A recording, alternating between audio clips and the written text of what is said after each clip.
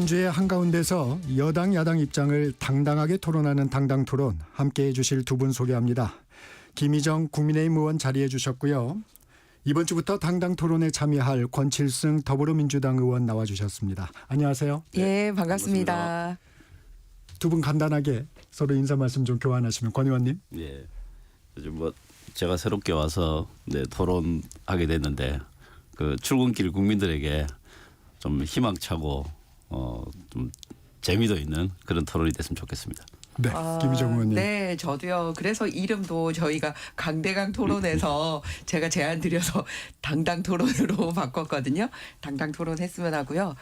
권 의원님하고 저하고는 정치권의 실무자부터 시작을 했습니다. 당 사무처부터 시작을 했고 그래서 당 사무처를 하다 보면 야 내가 국회의원 되면 나는 저렇게 할 텐데 이런 생각들 많이 해요. 그런데 막상 되고 나서는 정치권에 막 이렇게 매몰돼서 막 이렇게 가잖아요. 그래서 그때 초심을 함께 살릴 수 있는 그런 파트너지 않을까. 그리고 또 정부에서도 우리 둘 다 국회 경험뿐만 아니라 그렇죠. 또 네. 국무위원도 지냈기 때문에 네. 국민들이 바라는 거 있잖아요. 점잖게 잘해봅시다. 네, 좋습니다. 마은혁 헌법재판관 후보자 얘기부터 좀 시작해 보겠습니다. 최상목 대통령 권한대행 어제 국무위원 간담회를 열었는데 국무위원 대부분들이 좀 숙고할 점이 많다는데 동의를 한 것 같습니다. 이 내용 좀 어떻게 보셨는지 권 의원님부터. 저는 상당히 좀 의외의 과정을 겪고 있다. 그래서 네. 굉장히 좋지 않은 선례를 남기고 있다. 지금 그런 생각인데요. 왜냐하면 이 헌재 판결은 최종적인 결론입니다. 네. 예. 거기에 대해서 숙고를 하거나 또 결정문을 살펴보겠다 이런 언급도 있었지 않습니까? 그건 저는 기본적으로 말이 안 된다고 생각합니다. 헌재 판결은 최종적인 결론이기 때문에 그 결론을 어떻게 그 판결문이 제시하고 있는 방향으로 어떻게 실행을 하고 집행을 할 것인지를 고민하는 게 그 행정부의 당연한 입장인데 이 결정 자체에 대해서 이의를 제기한다는 것 이게 이제 저는 기본적으로 앞뒤가 맞지 않다고 생각하고 또 한 가지는 최대행 입장이 네. 사실은 임명은 하기가 싫고 그렇다고 또 그럴듯한 명분을 내세우기도 마땅치도 않고 하니까 이런 식으로 아무 입장도 내지 않고 결과적으로는 임명을 거부하는 그런 거를 선택했다고 생각합니다. 김희정 의원님. 일단 임명 시기가 지금 좀 문제가 되는 것 같습니다. 한덕수 총리 탄핵 심판 결정이라든가 이런 부분들이 지금 변수가 되고 있는 거죠? 네, 맞습니다. 사실은 지금 권한대행의 권한대행인데 이렇게 된 이유 중에 하나가 바로 그 인사권에 대해서 문제를 삼았고 그리고 사실은 탄핵이 한덕수 총리 같은 경우는 150이냐 200석이냐 이런 절차적인 논란까지 있는 상황이지 않습니까?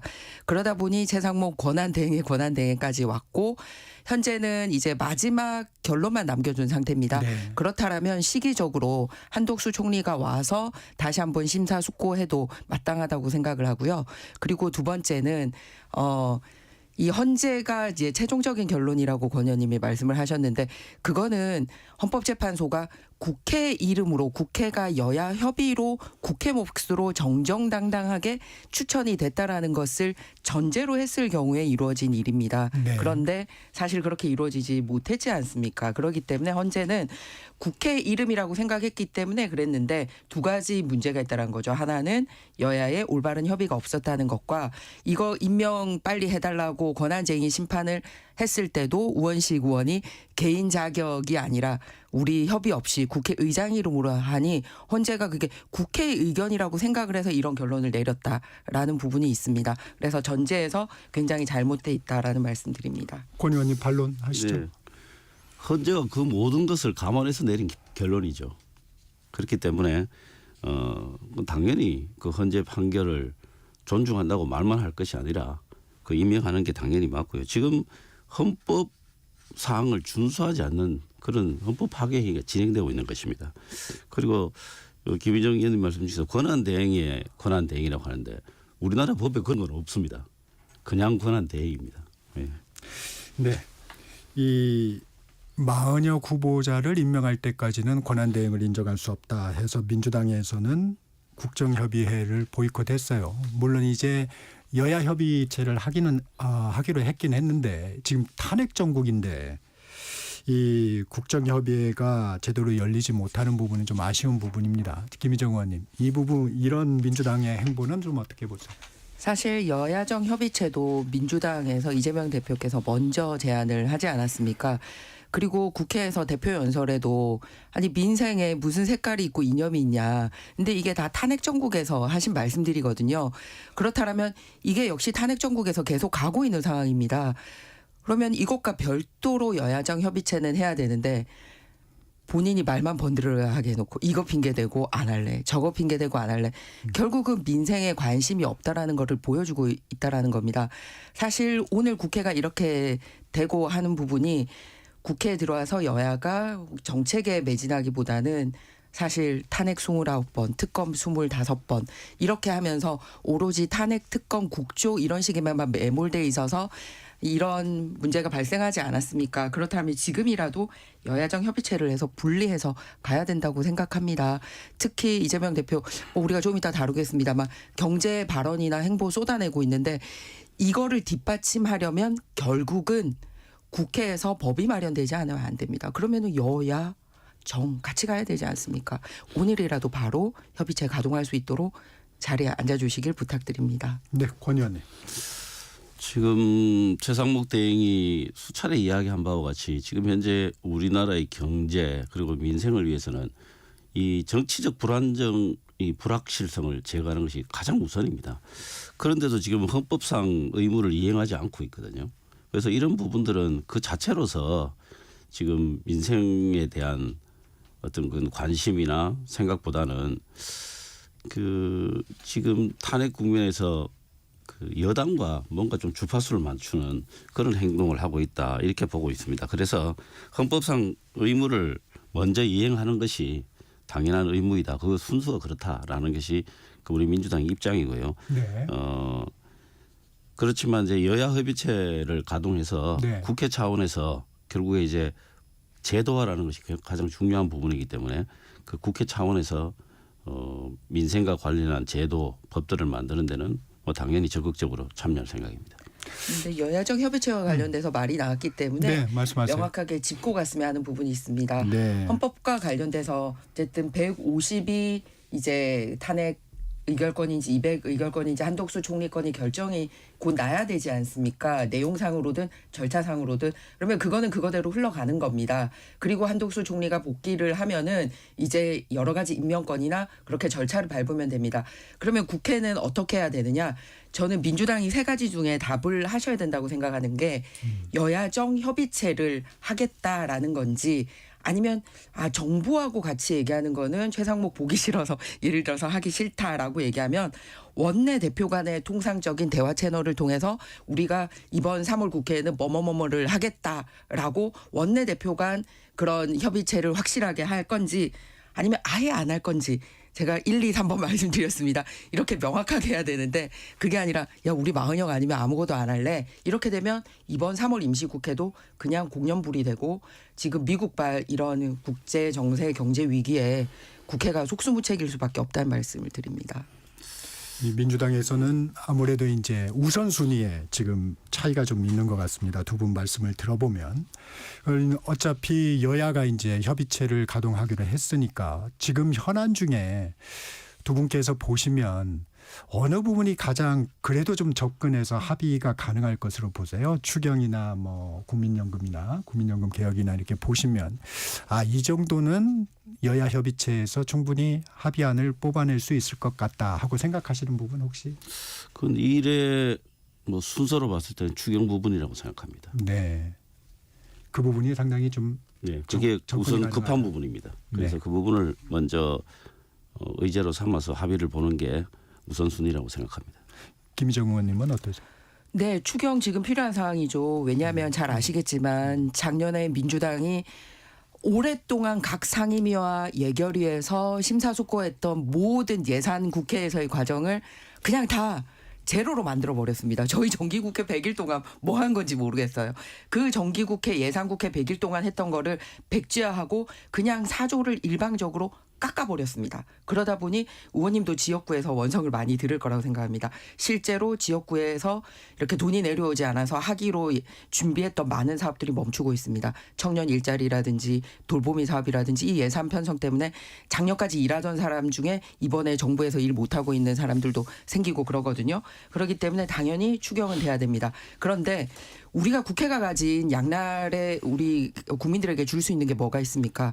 정부가 가지고 온 예산에 대해서 심사를 하는 게 하나가 있고 이 예산이 잘 돌아갈 수 있는 근본이 되는 법이 있어야 된단 말이에요. 그러면은 추경을 함과 동시에 이 추경안이 작년에 일방적으로 삭감했지만 제대로 돌아가기 위해서는 법을 해야 되는데 지금 당장 시급하고 국가 경쟁력에서 우리가 중요한 게 반도체 부분입니다. 반도체 부분에 있어서는 지금 52시간 주 근무 시간 예외 적용을 해서라도 지금 이 위기 상황에서 벗어날 수 있도록 빨리 법을 만들어야지 예산 못지않게 이 윤활유를 쳐주는 거란 말이에요. 그런데 뭐라고 얘기하고 있냐면 민주당은 전체 노동법에 있어서 이 주 근무 시간이나 노동 시간을 해결하지 않으면 반도체 특별법에서만 이 근무 시간을 따로 얘기하기 힘들다. 그러니까 이거 빼고 다른 반도체 특별법 얘기를 하자라고 얘기를 하고 있어요. 그러면은 반도체 부분에서만 이것도 합의가 안 되는데 어떻게 노동 시간 전체에서 52시간이 얘기가 되겠습니까? 가장 시급한 반도체 특별법이라도 예산 심사보다 훨씬 더 짧게 안이 준비되어 있으니까 이거를 하면은 진정성이 보여지지 않을까 이렇게 생각합니다.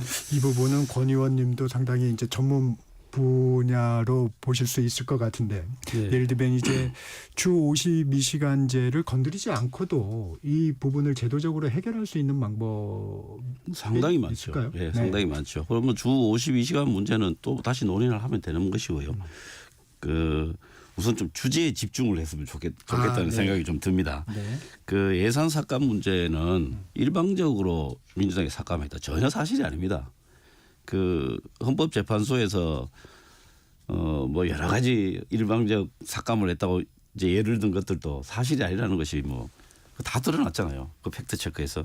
그리고 대부분의 그 예산이 예비비 삭감이었습니다.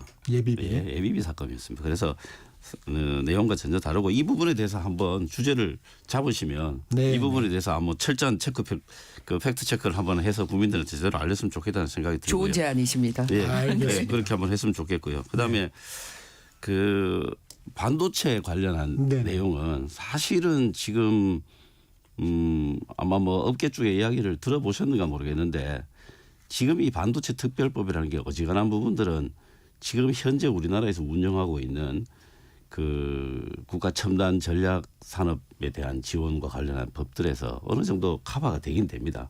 그런데 지금 이제 그 52시간 문제는 우리나라 근로 조건을 총괄적으로 표현하고 있는 그 근로기준법과 노동법과 관련된 것들에게 표기를 하는 게 이게 그 법 체계상 맞습니다. 예를 들어서 반도체 특별법에 근로조건에 대한 아주 중요한 부분들을 집어넣기 시작하면 반도체만 특별법이 있느냐, 뭐 바이오는 어떻게 할래, 뭐 자동차는 어떻게 할래 이렇게 나올 것이 뻔합니다. 그래서 이런 부분들은 총괄적으로 전체를 규율하는 법에 넣는 것 그런 식으로 그 하는 게 법 체계에 맞다라는 말씀을 뭐 여기까지만 말씀을 드리겠습니다. 네, 윤 대통령 탄핵 심판 선고 관련해서 좀 주제를 바꿔보겠습니다. 이제 매일 평의가 계속되고 있습니다. 다음 주 정도는 결론이 날 거라는 전망이 많은데 김희정 의원님은 어떻게 보세요? 시간을 말씀하시는 건가요? 네. 앞서 두 분 대통령에 대한 이제 평의가 있었는데 한 분은 11일, 한 분은 뭐 17일 이 정도 걸렸었죠. 거기에 비춰보면 이제 2주 정도 예상을 할 걸로 보이는데 변수가 두 가지 있지 않습니까? 네. 근데 하나는 지금 마은혁 그 임명에 대해서 저렇게 민주당이 계속 주장을 하고 있는데 정말 뭐 힘으로 밀어붙여서 임명을 만약에 강행을 할 수밖에 없는 상황이 된다라고 할 경우는 지금까지 헌법재판소에 했던 심판했던 걸 다시 독해를 다 해야 됩니다. 그러면은 이제 시간이 지체된다라는 갱신 절차가 필요하다라는 거기 때문에 그 변수가 하나가 있고요. 또 두 번째는 노무현 대통령 같은 경우는 사실 만장일치가 아니었는데 몇 대 몇인지에 대해서는 공식적으로 발표를 한 바가 없었습니다. 그리고 이제 박근혜 대통령 같은 경우는 끝까지 이제 만장일치로 좀 가지고 가려고 그러니까 평의를 이끌었죠. 그래서 지금 같은 경우에 사실은 굉장히 국론이 좀 분열이 되어 있습니다. 그렇습니다. 어떤 판결이 나든 이후에 국민들이 납득할 수 있고 올바른 절차에 의해서 이루어졌고 이런 설명이 제대로 돼야 되고 이제 함께 가야 되거든요. 그때부터 더 갈라져서는 안 되기 때문에 어떻게 해서든지 조금이라도 더 막 이렇게 숫자가 타이트하게 가는 것보다는 네. 더 이제 설득 과정을 통해서 어느 한쪽이든 더 많은 쪽으로 가려고 논의들을 하는 게 또 변수가 되지 않나. 그래서 만장일치까지는 아니더라도 이제 그런 식으로 토론을 하고 국론 분열에 대한 우려 이런 게 있는 게 시간이 좀 고려가 되지 않을까. 두 가지 변수 말씀드립니다. 아마 이제 만장일치를 위해서 설득을 하고 그러려면 과정이 조금 우리가 예상하는 것보다는 더 갈 수도 있지 않겠느냐 이런 네, 근데 말씀이신 거죠. 지금 만장일치까지는 이제 쉽지 않아 보입니다. 현재 구성상 보면은 뚜렷하게 그러지만 이제 어느 쪽이든 이렇게 타이트하게 몇 대 몇 이렇게 나오는 것보다는 조금 더 한쪽이 더 표가 많게 하기 위해서는 그런 현재 고민이 있지 않을까 생각합니다. 이 예상이 쉽지 않은 게 이진숙 방통위원장 탄핵 심판 때 4대 4가 나왔어요. 네. 지난번에 그 임명보류 마은영 후보자 임명보류 권한제인 심판은 전원 일치가 나오긴 했는데 또 개별 의견으로 3명이 또 의견을 표시한 바가 있습니다. 그래서 이제 저희도 언론도 이 예측하기가 좀 쉽지 않은 부분인데 권 의원님 어떻게 만장일치 가능하다고 보세요? 저는 당연하게 그렇게 나올 것이라고 생각하고 있습니다. 아마 국민들께서 헌법재판소 그 심리 과정을 뭐 다 보셨을 텐데요. 뭐 특별하게 뭐 달리 판단할 이유가 없다고 생각합니다. 뭐 이제 피청구인 측에서 뭐 수많은 거짓말들을 했지만 그게 하나하나 다 반박이 되고 탄핵을 당했습니다. 그다음에 이제 마은혁 재판관 임명과 관련해서 임명이 되면 뭐 이런저런 이유 때문에 재판이 늦어지는 건 아니냐. 표준 절차. 예, 네. 그래서 뭐 오히려 민주당에서 뭐 꺼리는 거 아니냐. 뭐 이런 식의 이야기들도 있지 않습니까? 네. 예, 그런데 이거는 원칙의 문제이기 때문에 유불리로 따지는 문제는 아니라고 생각합니다. 그래서 원칙의 문제이기 때문에 당연히 이거는 헌법 사항이기 때문에 준수를 해야 되는 것이 맞고요. 단지 이 마은혁 재판관이 새로 임명이 됐을 때 기존에 진행되고 있던 헌법재판에 관해서 참여를 할 것인가 말 것인가 이 자체는 헌법재판소에서 다시 판단하는 문제입니다. 그래서 그동안에도 보면은 선례를 보면 그 진행되고 있는 사건에 참여하기도 하고 참여하지도 하지 않기도 하고 뭐 이런 과정들이 있었기 때문에 뭐 반드시 갱신해서 해야 된다라고 하는 거는 뭐 사실과 좀 다른 이야기다라는 말씀드립니다. 아니 일반 재판에서도 갱신 절차에 대해서 중요하게 생각하는데 이렇게 국가적인 사안에 대해서 갱신 절차 생략할 수도 있다고 말씀하시는 거는 아닙니다. 제가 그동안에 선례를 이야기하고 이건 사실을 관계 이야기. 그러니까 사실 예를 들어서 아니죠. 대통령 헌법재판 심사하면서 선례가 이런 건 없지 않습니까? 굉장히 중요한 사안이라는 걸 감안을 하셔야 중간에 되고요. 임명을 안 했으니까 그렇죠. 네. 예. 그리고 중요한 거는 그렇죠. 왜냐하면 이런 상황에서 중간에 임명하는 의도가 너무 뻔하지 않습니까? 아니 이 많은- 재판을 현재 판결이 났는데 그거를 존중한다고 이야기했잖아요. 존중한다는 게 무슨 뜻입니까? 지금 판결이 끝난 상황입니다. 그렇습니다. 그러니까 심사가 예. 아니요. 현재 예. 판결이 끝났어요. 마은혁 재판 그게 관련해서. 아니라 헌법재판 즉 탄핵과 관련된 심사가 끝난 사항인데 새로운 사람이 들어와서 갱신 절차 없이 표결만 하겠다라는 거는 아니죠. 너무 이제 아닙니다. 좀 그렇지 셈법이 않습니다. 그 말씀은 않습니까? 그래서 그래서 제 얘기는 아니 그런 뜻이 아닙니다. 그건 평결에 사실과 다른 이야기입니다. 무슨 말씀이냐면 갱신 절차도 필요할 뿐더러 마은혁 재판관이 가서 무슨 표결을 할지는 대한민국 국민 100명 붙잡고 물어보세요. 100명이 다 알지 필요할 않습니까? 수도 있다 정도로 표현을 바꾸시는 게 맞고요.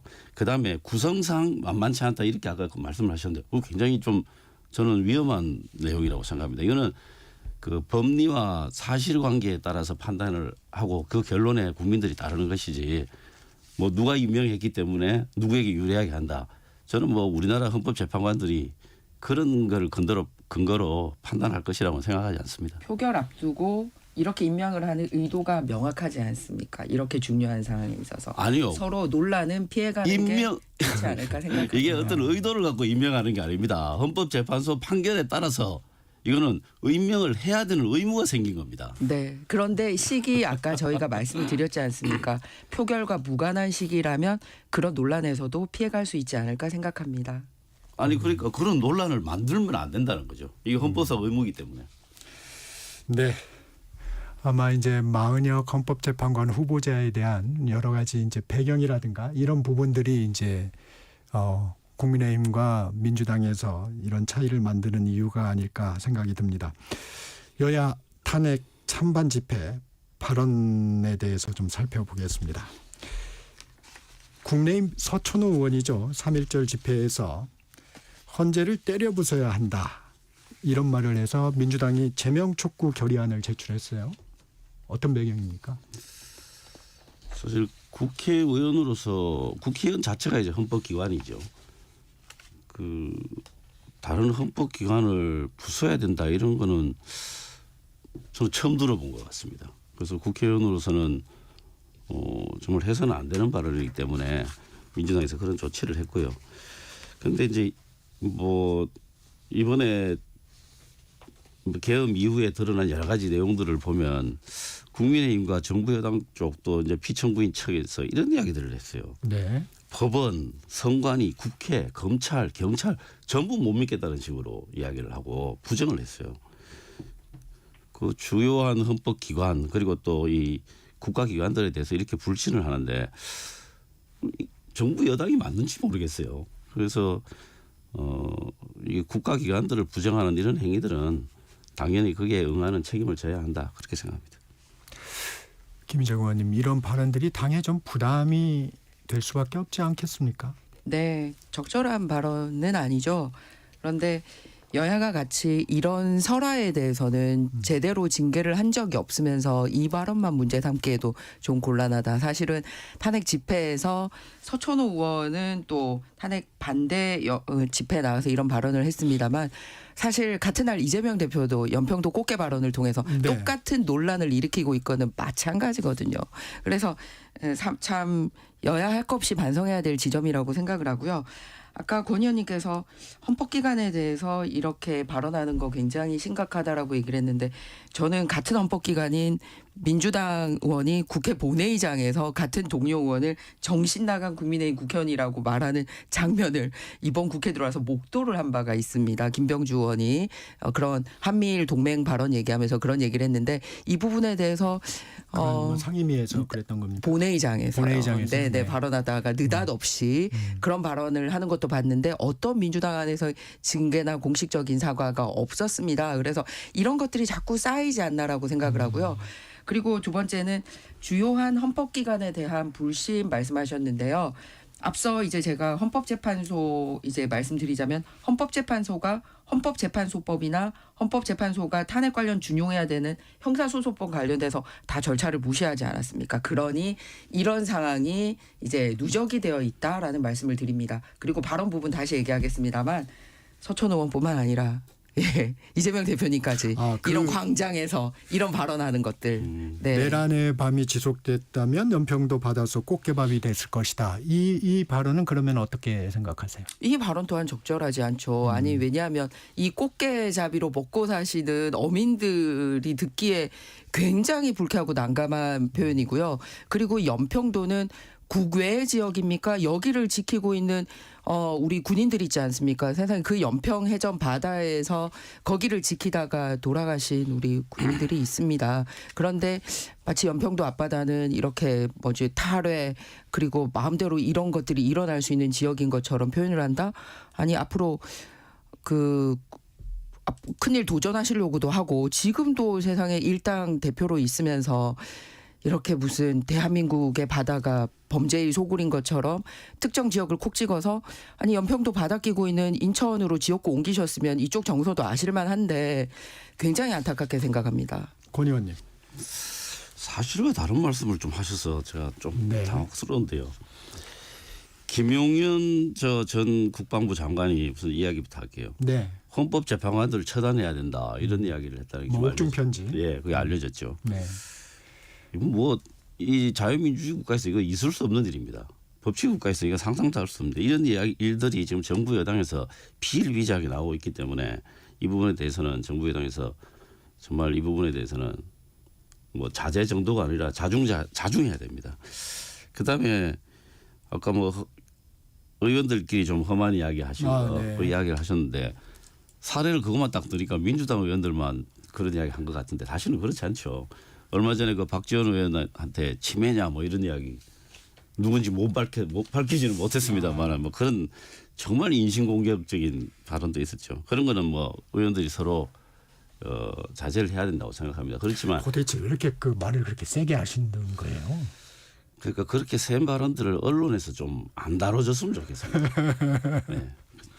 그 언론에서 다뤄도 본인이 창피하고 부끄러워해야 되잖아요. 사실은. 근데 이거를 사실은 부끄러워하거나 창피하지 않고 나 그런 발언했다. 내 발언 뭐 어때 이런 식으로 나오고 있고 또 스스로가 제명하지 않고 이런 게 누적되지 않나 생각합니다. 제가 다루지를 말았으면 좋겠다고 이야기하는 거는 네. 그런 걸 비판하지 말라는 의미가 아닙니다. 네. 자극적인 언사나 이런 것들이 그 언론의 이제 주된 그러니까 뭐 정책이라든가 좀 정말 우리나라 뭐 경제나 정치 발전을 위해서 필요한 네. 좀 진지한 이야기들 말고 아주 표피적이고 자극적인 맞습니다. 이야기들이 주로 다뤄지니까 사실 또 정치인들 입장에서는 그 뭐 언론의 이름이 알려지는 게 뭐 사실상 큰 성과로 생각하는 게 뭐 현실이잖아요. 그래서 그러게요. 그런 의미에서 제가 맞습니다. 말씀을 드린 겁니다. 언론이 반성해야 될 부분도 분명히 있습니다. 네. 그 연평도 꽃게밥 발언 그 이야기, 관련해서는 그 이야기 해야 되겠네요. 네. 연평도 꽃게 발언이 아무 근거 없이 나오는 이야기냐. 우선 그거부터 이야기를 해야 되겠죠.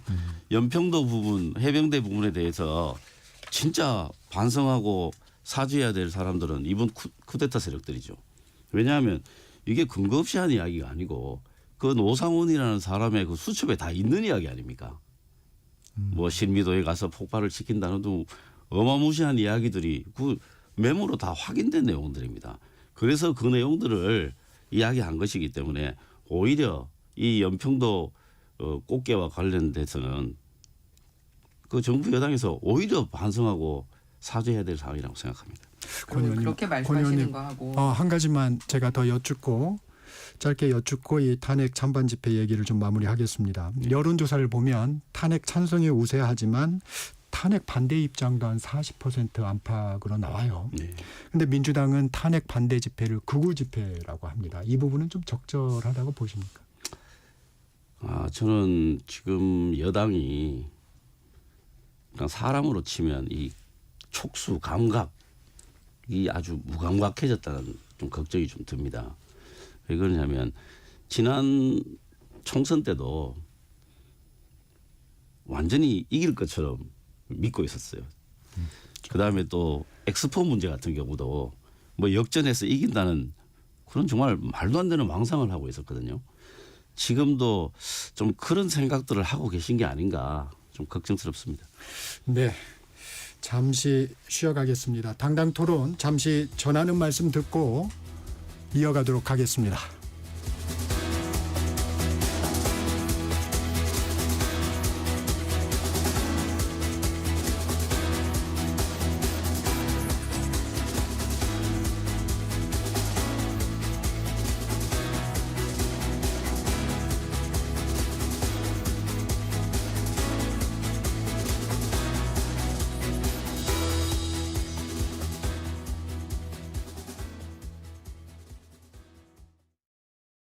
잠시 후 8시 반부터 일부 지역국에서는 해당 지역 방송을 보내드립니다. 워렌 버핏은 가치 투자, 필립 피셔는 성장주 투자, 피터 린치는 장기 투자. 방법은 달라도 목표는 하나. 성기영의 경제쇼가 성공의 길로 안내합니다.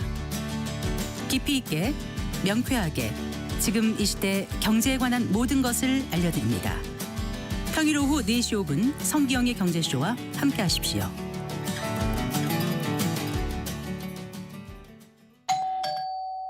편지 왔습니다. 퇴근길 지친 당신에게 힘이 되는 뉴스를 전해드립니다. 매일 저녁 5시 5분 당신과 함께 읽는 세상 이야기 KBS 1라디오 뉴스레터 K 지금 시각은 8시 30분입니다. KBS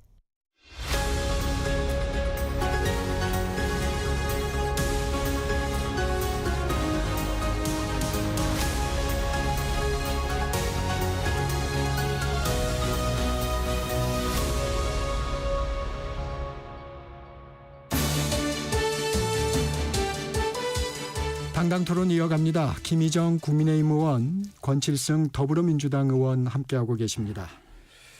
네, 이재명 대표의 연평도 꽃게밥 발언 관련해서 김희정 의원님 의원해 네, 주시면. 그 연평도가 있는 인천 중구 강화군 옹진군 지역구로 두고 있는 배준영 의원에게서 들은 얘기입니다. 네. 먼저 정치권이 나서서 이걸 문제 제기를 했던 게 아니고요. 휴일 기간에 이 발언이 있으니 이 지역 주민들이 배준영 의원에게 이럴 수 있냐고 붕괴해서 굉장히 항의와 이런 붕괴하는 발언들이 많이 들려왔기 때문에 이 내용을 저희 의원들하고도 공유를 하게 된 것입니다. 현장의 주민들이 굉장히 불쾌했다는 겁니다. 평산 서해 오도를 어떻게 무시하는지가 드러났다. 아니 계자비를 주요 생업으로 하고 있는데 연평도 주민은 안중에나 두고 있냐. 그다음에 연평해전으로 희생하고 헌신된 그 연평의 바다를 이런 식으로 불법의 무슨 바다인 것처럼 비춰지게 하느냐 이런 것이 있어서 배준영 의원이 이런 생생한 발언들을 저희 국회에 공유를 해서 저희도 더 상세히 알게 되었습니다. 그래서 중요한 거는 이런 발언들 있어서도 안 되겠지만 앞으로 의원들 간에 발언에 문제가 있으면 각 당에서 서로 자정하는 노력이 필요하지 않고 심각한 수위까지 가면은 정말 국회 윤리위도 가동해야 되지 않나 이렇게 생각합니다. 네. 뭐 정치인들 등을 수거해서 연평도로 이송하고 폭파시키고 이런 이야기 한 사람들이 사과를 해야죠. 이제 그렇지 배경, 않습니까? 네. 배경에 대해서 언급을 그런 말이 나온 배경을 언급해 주셨습니다. 민주당 이재명 대표의 한국판 엔비디아 발언도 공방이 되고 있습니다. 한국에 엔비디아 같은 회사가 생겼다면 민간이 한 70% 가지고 국민이 한 30% 가진다면 굳이 세금을 안 내도 되지 않을까. 이 발언에 대한 평가는 좀 어떻습니까, 김희정 의원님? 일단 지금 사회주의라고 평가를 하신 분들이 굉장히 많으세요. 그런데 대부분 이제 경제적으로 경제학도 전공하시고 국회에서 이제 경제 분야 통으로 일하셨던 의원님들에게서 말씀을 들어봤습니다. 왜냐하면 어떻게 성장시키고 그거를 통해서 일자리를 만들고 이런 부분에 대한 얘기 없이 지분에 대해서 나눠먹기식 발상을 하는 것 자체가 굉장히 사회주의식이다라는 얘기인 거죠. 그리고 두 번째는 우리 권 의원님도 잘 아시겠지만 정부가 반드시 투자를 해야 되거나 지분을 가져야 되는 부분이 정해져 있습니다. 그래서 소위 우리 정부가 출범할 당시에 공기업도 만들고 공기업이 아닌 사기업도 두고 이런 분리를 한 부분이 있거든요. 그런데 그런 데 대한 틀이 하나도 없이 무작정 지분을 어떻게 나눌지에 대한 얘기만 했는데 그럼 성장은 저절로 되나요? 이런 구상 없이 얘기를 하니 이런 혹된 비판을 받고 있는 것입니다. 권 의원님. 저는 뭐 비판의 논리 자체가 좀 이해가 안 됩니다. 뭐 동의 여부를 떠나서 이해가 안 됩니다. 왜냐하면 이 국가가 첨단 전략 산업에 대해서 투자를 하는 것, 대규모 투자를 하는 것은 예전부터 있었던 일입니다. 그 당연한 것이고요. 뭐 대표적인 기업이 뭐 포스코 같은 기업들 생각해 볼 수 있죠. 그 다음에 국가가 운영하는 모태펀드가 있습니다. 뭐 조 단위의 펀드들이 운영되고 있습니다. 그 다음에 또 그 투자형 R&D라고 있습니다. 이건 다 국가가 지분을 가지게 됩니다. 자연스럽게. 그런데 이런 것들을 뭐 사회주의라고 이야기하는 것 자체가 근거를 대는 사람들이 없어요. 그냥 사회주의다 이렇게 이야기하고요. 그다음에 그래서 사회주의라는 말을 내세울 때는 뭐 이건 뭐 저는 뭐 철진한 색깔론을 다시 내미는 것이다 이렇게 보고요. 네. 이 대만의 TSMC 같은 경우도 네. 처음에 출발할 때는 이재명 정부 대표 오늘 그 말씀도 하셨더라고요. 네, 정부 지분이 48%였습니다. 뭐 이거는 TSMC가 그 성장용 과정들을 뭐 아시는 분들 대부분 다 아시는 이야기고. 그다음에 이 노벨 경제학상을 탔던 이 스티글리치 교수가 이 사회 자산 펀드 설립을 주장해서 이 비슷한 관념입니다. 그다음에 이 자본주의의 총화라고 할 수 있는 이 오픈 AI의 이 샘 알트만 그 대표가 미국 주식 펀드라는 걸 만들자고 했는데 이 자본을 어디에서 만드냐 하면은 이 일정 규모 이상의 대기업에서 해마다 그 시총의 2.5% 이상을 그 미국 주식 펀드로 옮기자라는 이런 제안을 하고 그 구상을 이야기하기도 합니다. 네. 뭐 지금 그 K 엔비디아를 부정하는 사회주의라고 비판하시는 분들은 이런 이야기 들으면 아마 기겁을 할 것 같습니다. 네. 김정호 의원님 부연해 주시죠. 네, 30%만 투자만 한다고 엔비디아가 탄생이 됩니까? 탄생하지 않습니다. 제가 앞서 말씀드렸듯이 반도체 특별법을 바로 얘기했던 부분이 이 엔비디아하고도 연결된 민주당의 그런 표리부동한 거를 지적할 수 있기 때문에 그렇습니다. 왜냐하면 극도로 경직된 주 52시간 근무제 이게 문재인 정부 시절에 민주당이 만든 대표적인 반기업 정책이지 않습니까?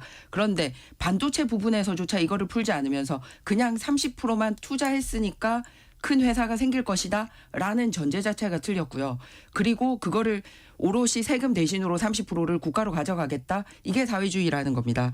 좀 전에 의원님께서 예를 드셨던 이제 포스코라든지 모태펀드라든지 이런 걸 말씀하셨는데 단계가 나뉘지 않습니까? 잘 아시지만 처음에 철강이라든지 또는 전기라든지 담배라든지 확실하게 이익이 날 수 있는 부분에 있어서 공기업으로 런칭을 했고 끝까지 공기업으로 가져가야 될 기업과 그리고 사기업으로 혁신이 필요하기 때문에 전환해야 될 부분이 있습니다. 그런데 지금 엔비디아 부분에 대해서는 이 유연근무제에 대한 답도 없고 엔비디아는 유연근무제 하고 있거든요. 그 부분이 답이 없다라는 부분하고 두 번째는 이런 식으로 어떤 영역에 대해서 국가가 소유를 지분할지에 대한 영역에 대한 카테고리가 없습니다. 과거에 공공 영역에 대해서 공기업이 했던 부분에 대해서 그리고 세 번째는 국민연금 같은 부분이 투자를 합니다. 하지만 많아봐야 10% 이하 정도 투자를 하고 있는데 이 부분에 대해서는 실패에 대해서도 감수를 하고 이익에 대해서도 국가의 돈으로 들어오는 형태지 직접적으로 세금 감면의 형태로 이루어지지 않습니다. 그런데 이 모든 거를 무시하고 그냥 국가가 30% 지분 주면 이 회사가 달성할 거고 그거를 세금 대신에 가져간다. 이게 사회주의라는 거지 설계가 굉장히 다르다라는 말씀을 드립니다. 수요와 공급에 따라서 시장 경제가 이루어지는 거를 전제로 하지 않고 일어난 발언이라는 말씀을 드립니다. 그러니까 네. 이제 잘못 들으면 어떤 기업에 대해서 국가가 지분 30%를 가져오는 것처럼 그렇게 정치자들이 오해하실 왜곡될 수 있다. 오해하실 수가 있을 것 같습니다. 전혀 그렇지 않고요. 국가가 첨단 전략 산업에 집중적으로 투자를 하게 되면 펀드식으로 투자를 한다는 거죠. 뭐 방법은 펀드든 직접 투자든 여러 가지 방식이 있겠죠.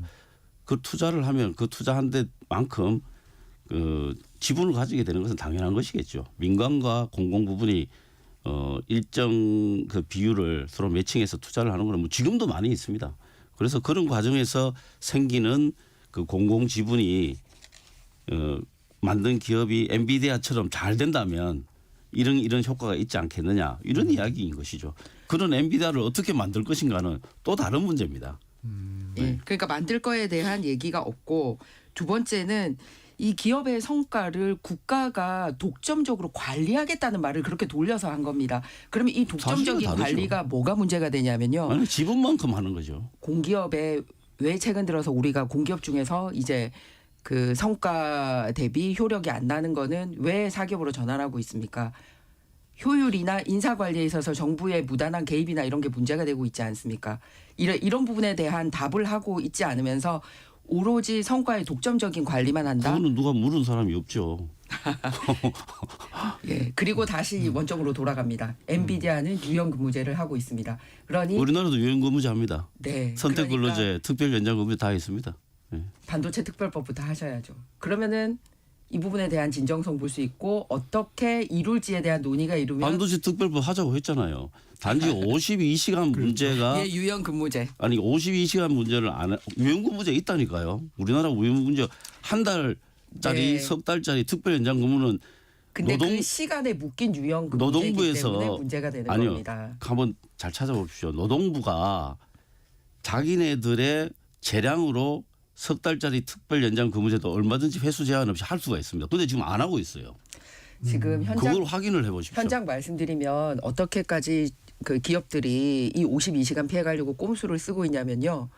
실제로 등기 이사로 올려주지 않으면서 임원에 대해서는 이런 법 제한을 못하게 되어 있잖아요. 그러니까 사실은 과장이나 차장이나 임원이 안 되는 사람을 명칭만 임원으로 돌려가지고 막 일 시켜먹고 이런 일이 현장에서 발생을 하고 있습니다. 실제로 임원 대우를 해주면서 일도 시키면 노동법상 예외는 적용받지만 대우는 받고 있고 뭐 다 임원 승진했구나 이렇게 축하를 해야 될 상황인데 이 법을 피해가면서 또 특별법에 의해서 보호도 못 받는 그런 영역에 있는 반도체나 관련 중소기업들, 중견기업들 어떻게 하냐면요.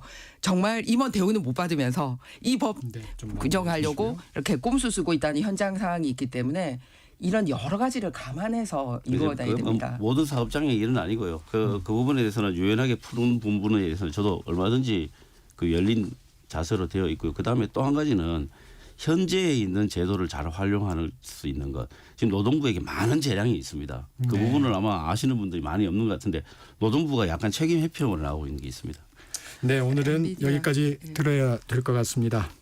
김희정 국민의힘 의원, 권칠승 더불어민주당 의원과 함께했습니다. 고맙습니다. 네, 좋은 감사합니다. 하루 되세요. 정치적 시사 듣고 계신 지금 시각 8시 40분입니다. 교통정보 듣고